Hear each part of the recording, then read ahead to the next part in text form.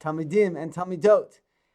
In 1969, at a press conference in London, Golda Meir, former Prime Minister of Israel, once very famously said that when peace comes between the Jewish people, citizens of Israel, the country, Medinat Yisrael, and its Arab neighbors, she said, we will be able to forgive the Arabs for killing our sons, referring to, of course, the citizens of Israel, but it will be harder to forgive them for having forced us to kill them.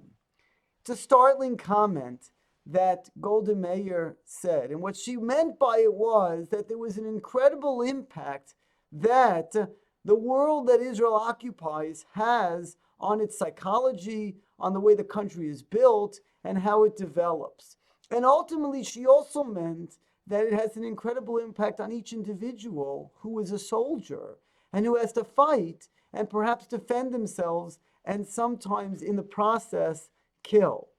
Now, I mention this because I believe it has an incredible similarity to a comment that Yaakov makes at the beginning of this week's Parsha, Vayishlach. When Yaakov is getting ready to encounter his brother Esav, the individual who he ran away from, Yaakov is afraid, and the Torah tells us that in the context of this fear that Yaakov has, the Torah tells us, Pasuk Chet, Vayira Yaakov me'od vayetzer lo, that Yaakov became very frightened and it distressed him.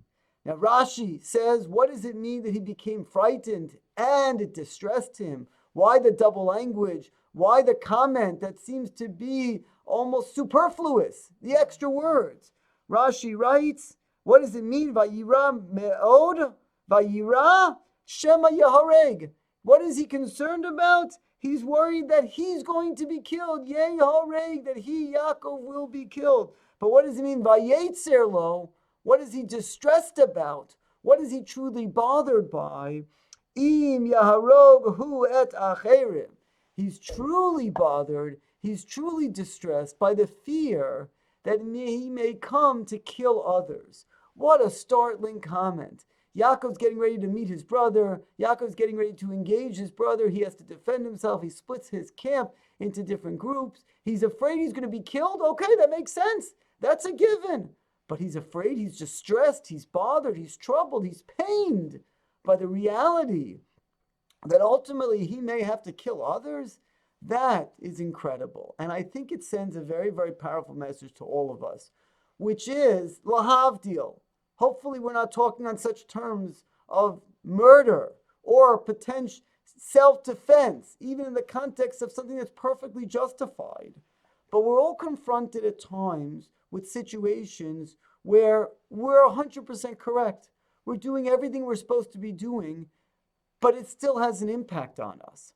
Life often places us in environments in which, despite the fact that we will follow our own principles, our own rules of morals and ethics, we will do what's right. That doesn't mean that there won't be an impact on who we are, on our personalities, on our sense of right and wrong. Chazal teach us, the Mishnah in Perkei Avos writes, have a goal olam makom Torah. You should go and find a makom Torah to live. You should find a community that is steeped in Torah values, that has Jewish day schools, that has rabbis, to live in that community. Why? Because it has an impact on you. I could say, what are you talking about? I can go anywhere. I have strong morals. I have a strong sense of Torah values.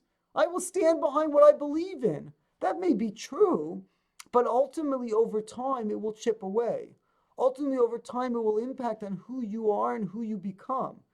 We have to be so careful with the influences around us, who our friends are, our community, what we watch, what we read, what we allow our eyes to see, and where we place ourselves.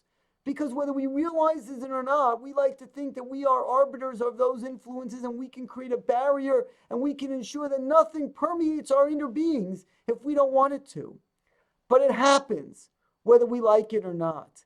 And I think the message is that sometimes Vayira Yaakov, that Yaakov could be afraid, but he can be distressed by something that's perfectly permissible.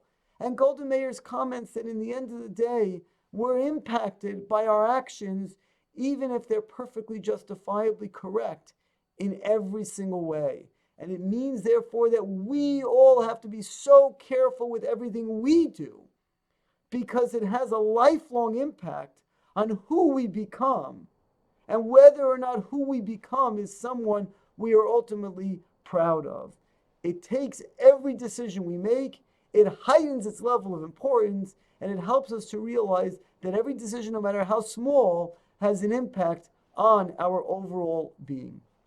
Thank you for listening as always. Shabbat Shalom.